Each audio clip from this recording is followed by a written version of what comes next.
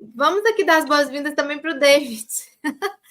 Hoje a gente teve aqui os nossos dois convidados coincidindo com a sua entrada, então a gente vai acabar tratando aqui também dois temas. Hoje a gente falou muito, Bastelar, vou te chamar de Bastelar, já te dou as boas-vindas.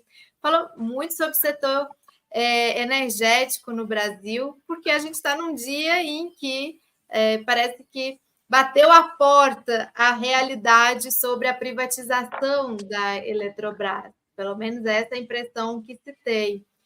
Queria te pedir para comentar como te parece esse dia de hoje e qual é a importância de um setor estratégico, como o setor energético e o setor elétrico, de estar nas mãos da iniciativa privada e não do Estado, do governo brasileiro. Bem, boa noite, Ana, Azenha, o Hélio, nós estivemos juntos, inclusive em Salvador, uma atividade feita pelo Barão Itararé, uma atividade muito boa, onde discutimos aí. Um abraço aqui para o Barão, né, o companheiro Miro. E hoje está acontecendo também o Congresso Estadual da CUT aqui na Bahia, o governador Jerônimo presente aqui na atividade, por sinal, uma iniciativa muito importante dele. E ele comentou também sobre esse tema, Ana. Nós temos a necessidade de proteger e defender a nossa soberania, inclusive a nossa soberania energética. Hoje, de fato, a extrema-direita e boa parte da mídia hegemônica se utilizaram do fato ocorrido para tentar desgastar o governo do presidente Lula. Infelizmente, você leu aí uma postagem descabida do Ciro Gomes, criticando o governo Lula com relação ao fato ocorrido do apagão que nós tivemos hoje em vários estados do nosso país. Como você bem colocou, isso é fruto do processo de desmonte, de sucateamento que houve no sistema Eletrobras ao longo de 7 anos. Nós tivemos um processo em que os trabalhadores e trabalhadoras do sistema Eletrobras, e aqui aproveito para mandar um abraço para cada eletricitário, cada eletricitária que fez e continua fazendo a luta em defesa da nossa Eletrobras. Então, esses trabalhadores e trabalhadoras, Ana, passaram por um processo de precarização das relações de trabalho, passaram por processos de demissão em massa de vários trabalhadores, primeiro via PDVs, agora não, agora está dizendo, ou tu pega o PDV ou tu está na rua. E é óbvio que essa redução de efetivo, conjugada com a redução de investimentos em manutenção, em ampliação das linhas de transmissão, geram problemas, e os problemas estão aparecendo agora.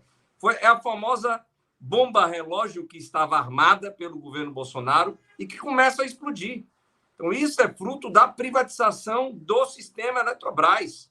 Então, como colocou aqui o companheiro Azenha, há uma necessidade, sim, do governo do presidente Lula avançar no processo de retomada do sistema Eletrobras. A União detém 43% das ações e só tem 10% de direito de voto dentro do Conselho de Administração da Assembleia Geral dos Acionistas. É algo irracional. Em nenhuma empresa do sistema capitalista isso existe. Se o capitalista, investidor, ele tem lá 50% das ações, ele vai ter direito a 50% dos votos, se as ações são ordinárias, se são ações preferenciais. Então, se a União tem 43% das ações preferenciais, que são as ações ordinárias, a União tem que ter direito a 43% das ações, dos votos dentro da Assembleia Geral dos Acionistas. Então, isso precisa ser revisto, sim, meu companheiro Azenha, pela Suprema Corte Brasileira. Há uma ADIM, a AGU questionou essa decisão anterior tomada na privatização da Eletrobras e esperamos que a Suprema Corte vá ao encontro da posição da Advocacia Geral da União, que não faz sentido algum. Feito isso, não tenhamos dúvida de que um segundo passo será dado, sim, de recompra das ações para que a União ela seja acionista controladora majoritária do sistema Eletrobras. Então, um primeiro passo foi dado, precisamos de uma decisão da Suprema Corte Brasileira, e um segundo passo, sem dúvida alguma, será dado, porque não é só o Brasil que entende que a Eletrobras é importante, até mesmo os Estados Unidos da América do Norte têm o seu sistema elétrico controlado pelas Forças Armadas estadunidenses, só para a gente ter uma ideia. Então, aqui no Brasil não deveria ser diferença. Se aconteceu isso, Ana, você está correta, É por conta do governo anterior que privatizou, inclusive na calada da noite, comprando votos de senadores que mudaram da noite para o dia. 3 senadores mudaram o voto porque receberam dinheiro para votarem pela privatização do sistema Eletrobras no Senado Federal. Então, precisamos mudar essa realidade que foi provocada, uma bomba armada pelo governo Bolsonaro e que está explodindo agora. Então, a Janja foi felicíssima. É disso que nós estamos falando, Ciro Gomes. Se informe primeiro, pelo amor de Deus, antes de estar falando bobagem no seu Twitter. Eu queria fazer uma pergunta para o Hélio sobre soberania, mas não na área elétrica, não na área energética, na soberania informacional. O Hélio, a gente tem visto a importância que tem tido nos últimos tempos emissoras como a Telesur para a Venezuela, o Russia, os canais da Rússia, nesse momento em que a Rússia... E a EBC, embora tenha esse projeto, ela não parece não ter avançado. Você acha que dá tempo de construir isso nesses próximos 4 anos, e sendo o Lula reeleito, você ficando na EBC, ou ao longo desses próximos 8 anos? Zenha, eu acho que dá, viu? Assim, veja só, a gente passou, desde 2016, por um período muito ruim na EBC, né? Não só na EBC, óbvio, mas também na EBC. Então, houve um sucateamento, falta de inovação tecnológica, os canais internacionais foram abandonados, quer dizer, o canal internacional, que inicialmente era o canal Integração, depois virou a TV Brasil Internacional. A gente tem condições de retomar tudo isso, né? Agora, depende de alguns fatores, depende de ter recursos, orçamento, porque tem um custo, né? Depende de ter recursos para investir em equipamentos, investir em redes, investir em programação, coisa que hoje nós não temos. Por quê? Nós estamos trabalhando com o orçamento do ano passado, nós não temos recursos. Nós estamos impossibilitados hoje de fazer grandes inovações. Muitas vezes as pessoas cobram, mas não mudou isso, não mudou aquilo. Não mudou porque não está tendo como mudar, mas nós estamos planejando para frente. Então, assim, nós já fizemos um novo telejornal no TV Brasil, criamos o canal Gov, conseguimos fazer essa separação entre comunicação pública e comunicação governamental. A partir de setembro, começam a entrar paulatinamente novos programas na grade e constituímos um grupo de trabalho para atender esse desejo do presidente Lula de voltarmos a ter um canal internacional. Esse grupo vai concluir seu trabalho até o dia 25. Quero te dizer que está bastante avançada, os estudos estão bastante avançados, mas envolve questão de programação, questão de financiamento, questão tecnológica. Nós estamos trabalhando em tudo isso.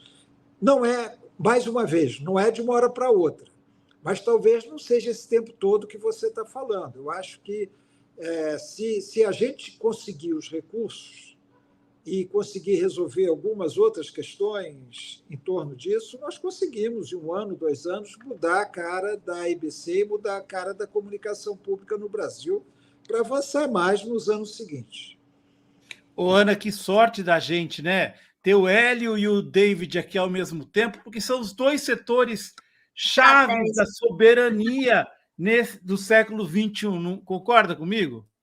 Sim, nós estivemos juntos lá na Bahia, como ele falou, tivemos lado a lado lá no debate, lá na Bahia. Muito bom. Pena que a gente tem pouco tempo ainda de programa, mas a gente vai convidar novamente os 2 para a gente ter mais folga. Vou fazer uma última pergunta para o David. Vou pedir para o Gui projetar um tweet que o David fez hoje, uma série de tweets sobre... deixa eu ler aqui. Foi detectado hoje, né? Bacelar escreve pela FUP, Brasil, um ataque especulativo de agentes econômicos em um movimento de formação de estoques para forçar um suposto desabastecimento do mercado interno de combustíveis.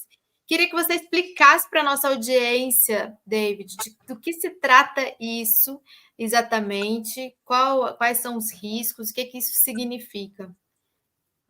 Bem, Ana, nós tínhamos visto no PIG, e aqui vou lembrar nosso companheiro, né, Paulo Henrique Amorim, o Partido da Imprensa Golpista, ele já há 2 semanas vem falando sobre uma possibilidade de desabastecimento de combustíveis aqui no Brasil, porque a Petrobras ela não está mais utilizando o preço de paridade de importação à risca. E falaram isso o tempo todo.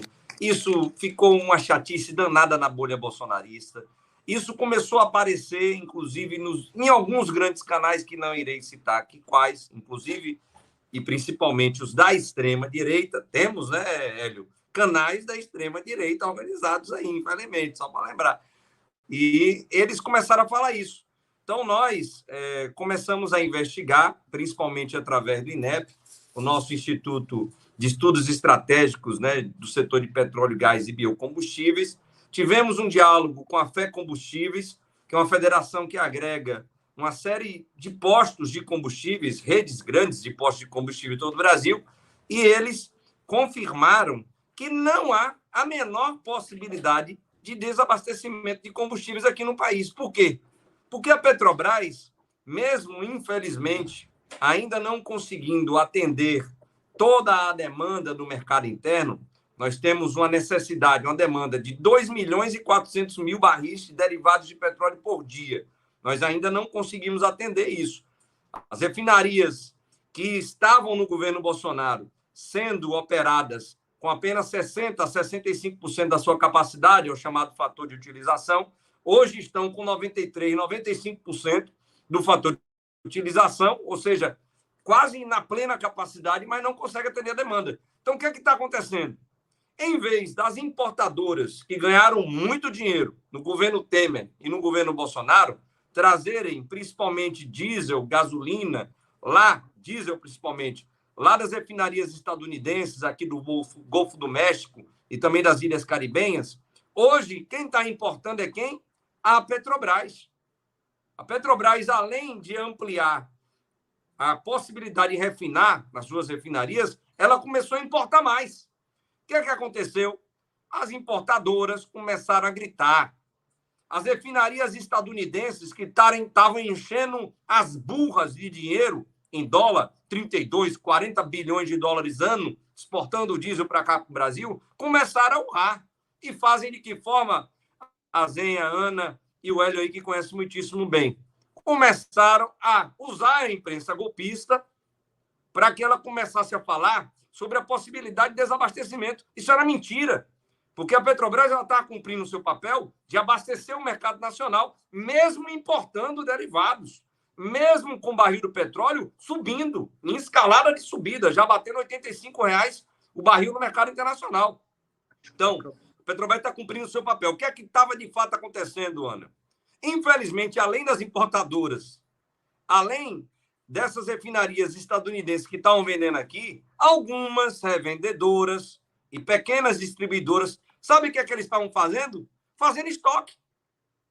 Fazendo estoque para forçar um pseudo desabastecimento e pressionar a Petrobras com relação à subida de preço. O que é que ocorre se o preço sobe? Os caras estão com os estoques cheios de combustíveis que compraram mais baratos. Vão ganhar em cima da população vendendo mais caro, porque o preço, infelizmente, ocorreu hoje. A Petrobras anunciou a subida do preço da gasolina em 45 centavos. E está fazendo isso por quê? Como dissemos, nós ainda temos um percentual de gasolina, diesel e GLP que é importado. Se é importado, você tem custos de importação. O que é feito aqui no Brasil não justifica, em hipótese alguma, você atrelar o combustível feito com petróleo brasileiro, com refinaria brasileira, com trabalhador brasileiro, a barril do petróleo no mercado internacional, variação de dólar e custos de importação, principalmente custo de importação. Não faz sentido. Agora, a parcela que é importada ainda se justifica. Então, para resolver isso de uma vez por todas, o que é que a gente precisa? Ampliar a nossa capacidade de refino, ou seja, alcançar também a autossuficiência no refino. Não adianta a gente ser autossuficiente na produção de petróleo, já exportar 1 milhão de barris de petróleo por dia e não ter autossuficiência no refino. A gente precisa terminar as obras que a Lava Jato parou, o segundo trem da Abreu Lima, que vai ser iniciada a obra, o Compesg, que tornaram lá uma UPGN, uma unidade de processamento de gás natural apenas, não terminada, e uma unidade de lubrificantes, ela precisa voltar a ser um grande complexo petroquímico com uma refinaria e, se precisar, construir sim uma refinaria no Brasil, por que não?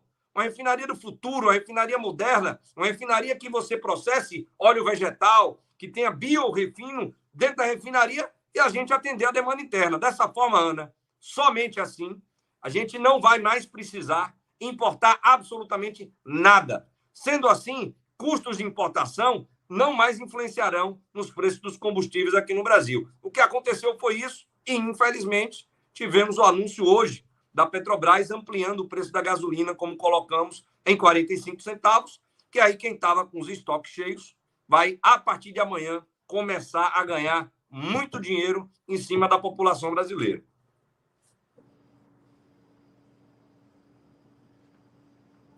Tristeza.